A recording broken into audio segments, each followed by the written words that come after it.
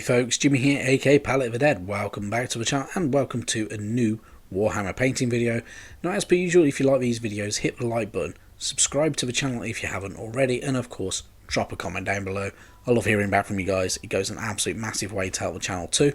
And without further ado, let's jump into it. So, with this video, I wanted to show off how I painted up the Anasta Molkorion commemorative mini from Games Workshop. A mini I've really enjoyed painting as well, and this is for the Soulblight Gravelords and back into the Age of Sigmar, which is what I absolutely love doing. Now, with this mini, this is not the definitive way to paint it. You paint it how you want to paint it. This is just me showing how I painted it, and it may give you a couple of little kind of ideas, a little bit of inspiration, and hopefully provide you with a bit of entertainment as well. Now, without further ado, let's crack on with the paint. So I've started off with Mechanica Standard Grey as per usual. Now, this is the paint scheme I prefer to use because it shows off the details a little bit easier for myself to see. Now, I'm using Radcar Flesh as the base layer of the kind of mottled flesh vampire look that I wanted to go for, and it does exactly the job that I wanted it to do. It looks pretty good, it looks pretty kind of grey toned, and sits very nicely.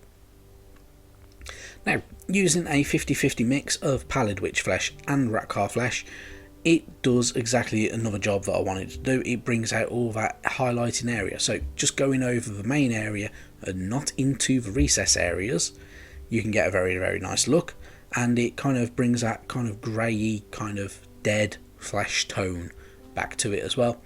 And then for a bit of edge highlight, a little bit of Pallid Witch Flesh goes a very long way and makes the mini look pretty cool. Now, moving on to the armour pieces, because my Soulblight Gravelords are mainly kind of a reddish armour, I've gone with Baraknar Burgundy. Now, Baraknar Burgundy is a very underrated colour in my opinion, but it does a very nice job for that kind of deep red look.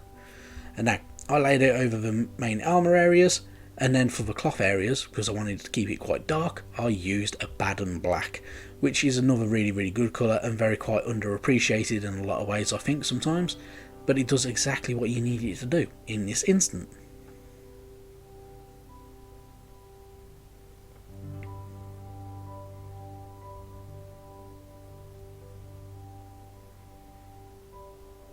Now with them colours down, I have literally gone back to layering over with Norn Oil.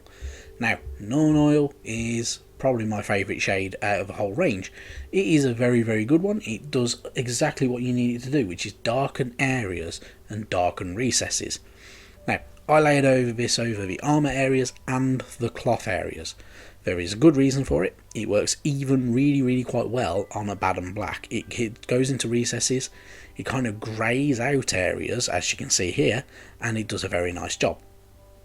Now, once all that was dry, I layered back over with a Baraknar Burgundy because it does exactly what I wanted it to do. Get it back to a flat colour on the main plate areas of the armour, and having a kind of a gradual tone, which is exactly where I wanted to go with the midi.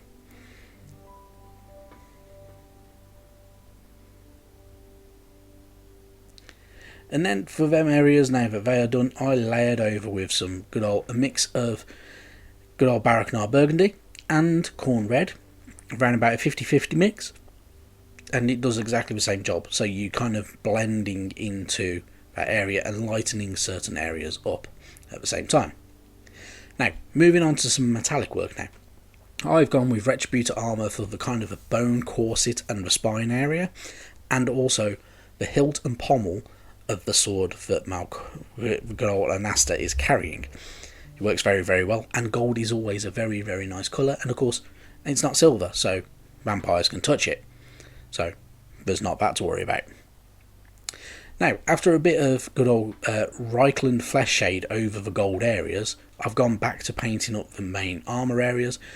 This is using just a little bit more of a mix, more Corn Red than it is Baraknar Burgundy, and then all you're going to do later on is use a bit more Corn Red to kind of gradiently shade away from that Norn oil, and it gives it a bit more of a different look, which is exactly what you want, and not just a single or two-toned kind of look in the armour.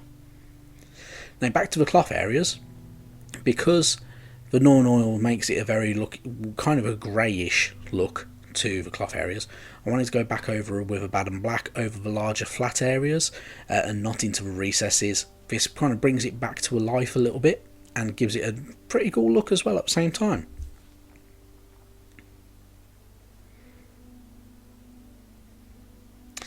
Once that was done, I used lead belcher on the blade of the sword. Now, it's not silver, which is the main thing, and it looks very, very good. And as you can see, I've painted up the skull at the base of the sword, and that is just using wraith bone as per usual, and then you use a bit of skeleton horde on it later on, and then kind of go back over the areas with good old wraith bone, and it does a very, very nice looking job. Now, I really, really like this mini. I have done a few extra little touches as well to it. So as you can see, over the leather boot area, to kind of give it that kind of black leather effect, I've used good old Incubi Darkness to edge highlight, and then I've used Sotek Green as well to kind of bring it forward a little bit more. The press studs on the side of the boots have been done in good old lead belcher, as well as that chain hanging from the hips, and certain other little details as well to bring it forward, and then you're in a very, very good place.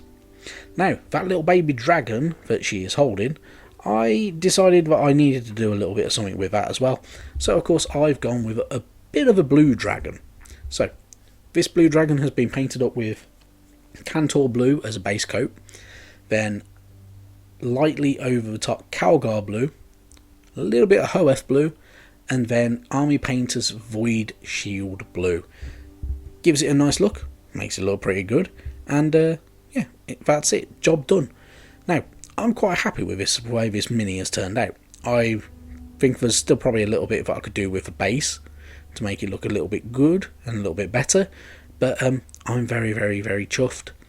The mini looks great, I'm very, very happy with it, and I think anybody who paints it up in a very similar way, or even any way that you want, you're going to get some really, really good results out of the mini. Not going to lie, it's a little bit tricky in parts, and there's some parts where it's really, really hard to kind of get into, like under the arms and everything like that once it's all assembled, but a very, very nice model, and a perfect addition to the Soulblight Gravelords. Now, if you're not into Soulblight Gravelords, then obviously it's not the mini for you, but there are other minis out there. So of course, there is that Primaris Lieutenant, the commemorative Primaris Lieutenant that came out last week. Get your hands on one of those if you like your Space Marines. Next week, I believe it is, the Red Gobbo Christmas model. So this model will be available from next week all the way through to, I think it's the end of December, and it's a really cool looking model as well.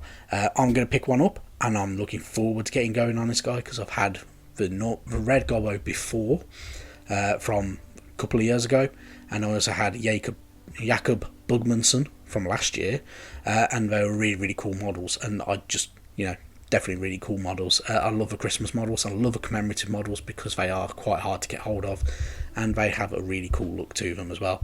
They always kind of pull out all the stops with these minis. Now, that's enough rabbiting on from me. Thank you very, very much for watching. If you want to share the pictures of what you've been painting up, join my Discord. The link is in the description and the top comment down below. Have a good weekend, and I'll see you sometime soon. Bye bye now.